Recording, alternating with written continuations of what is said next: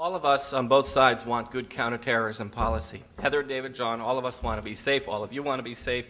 They just represent different fears. I'm here to represent the facts, not their fears. I have been working for 30 years on torture, on not torture, and everything I'm about to say is in that 900-page book in the lobby. Bottom line, good torture is not good counterterrorism policy. As the fascist military police said, torture for interrogation is, and I quote, the, quote, clumsiest method, and only a, quote, fool would use it. And this is from their interrogation manual from Burma in 1943. Now, I don't care whether you call it torture, tough stuff, muffin stuff, not torture. The only question really is, as you say, whether it gets the bad guys. And here's where everybody gets into storytelling. You've heard a few. I have one, too. A World War II vet came up to me after the lecture I said, and he said, in France, we caught this German soldier, and we pulled a knife to his throat, and he said, where are the other soldiers? And I said, did you get good info? And he said, yeah, sort of. I said, I'm happy for you. I really am. I really am. Because if you had bad info, you'd be dead. You would be dead. The problem is that everyone who knows that torture, not torture, doesn't work is dead. For those for whom it works are walking around saying, it worked for me, it worked for them. This is what we call in social science a biased sample. If you take real data from the best studies, armies using torture who carefully and selectively selected suspects, 8,000 to 20,000 minimum is what you need to get the best case scenario. And the best case scenario that they managed to generate out of these cases is 20 to 78 innocent people had to be tortured for each bad guy they got. 20 to 78 innocent people for each bad guy. Now, for every accurate piece of info, then you have to torture in the thousands if you're professional about it. This is not retail business. This is wholesale. So you tell me, does torture work? I'll give you the opinion of the professional Gestapo. In 1942, the Czech resistance assassinated Reinhard Heydrich, rights protector of Czechoslovakia. Hitler wanted results. He didn't care how. He said, these guys don't listen to anything. And the Gestapo got the 3 bad guys. But to do that, they tortured and killed 7,545 individuals, annihilating 2 villages.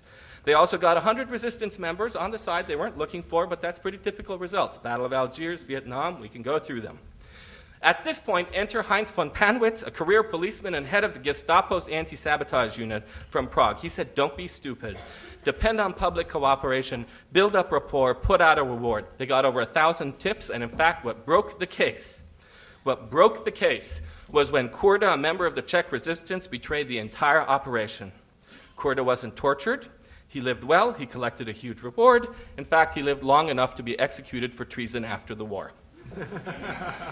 The professional Gestapo repeatedly decimated the resistance through public cooperation and informers in France, Denmark, Poland, Norway, Russia, Austria, Czechoslovakia, even in the concentration camps. The Gestapo turned to torture when they lost seasoned pros like Panwitz during the war. And then they had young men with whips running around, and why would learn good policing when you've got a whip? Huge government-funded studies, our government-funded studies, have proven Panwitz was right. If you don't have public cooperation, the chances that a crime will be solved falls to 10%. Pathetic results.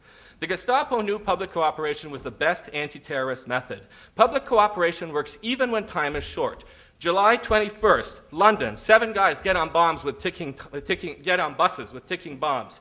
The British police got all of these guys in 10 days and the ticking bombs. The big break came in 24 hours when the parents of Mukhtar Saeed Ibrahim turned their son over after seeing the security video. These were loyal British Muslims. Would they have turned their son over if they knew he was going to be not tortured? The answer is no. Good torture isn't just a source of bad intel, it destroys the only thing that really works, public cooperation.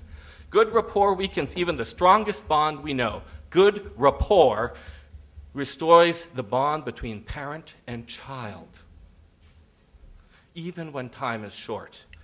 Using these techniques during World War II, the British managed to catch 290 German spies hiding among 42,000 refugees crossing over from Europe without torturing any of them. I don't split hairs over what torture is and what is not torture. If what makes torture moral or not torture moral, if it saves innocent lives, then the truth has to be that torture is immoral, because it takes far more innocent lives than it has ever saved, and that's true for not torture. Actually, some not torture we use is even worse than torture. Take sleep deprivation. We use it all the time. Professional Spanish inquisitors wouldn't go near it. They knew sleep deprivation has hypnotic effects under repeated questioning. People will generate visions, perfect for seeing packs of the devil and Al-Qaeda everywhere. That's why crazy Scottish witch hunters used it. It was very effective. But that's then Protestants. Not a Catholic inquisitor would go near this, quote, not torture. They knew it was unreliable, and yet we use it all the time as if it gets magical results. Well, it is. It's magical thinking. That's all it is. Good torture creates bad intelligence, involves torturing thousands of innocents, while the terrorists run free. It destroys our soldiers who were forced to put in these positions. We have the studies and the organizations, and limited time makes all these effects worse, not better. That's the data. The professional Gestapo knew this. The Japanese Kempeitai knew this. Even occasionally, a Spanish inquisitor figured this one out. With great respect, why shouldn't we not learn from them? Good counterterrorism policy depends on winning public support and building up human intelligence. Look, I used to be on the other side. I grew up in Iran under the Shah. The Shah Savak tortured terrorists, and the Shah said, I don't torture, we just have different ways of doing that. We have to be tough on these medieval radical throwbacks. They're different. And Khomeini said, medieval throwback, now look who's talking, the guys who torture. Nothing was a better recruitment tool for Islamic radicalism than not torture. And so the question is, how many countries in the Middle East do you want to lose? How many witch hunters do you want to follow? There is intelligence out there. It is time.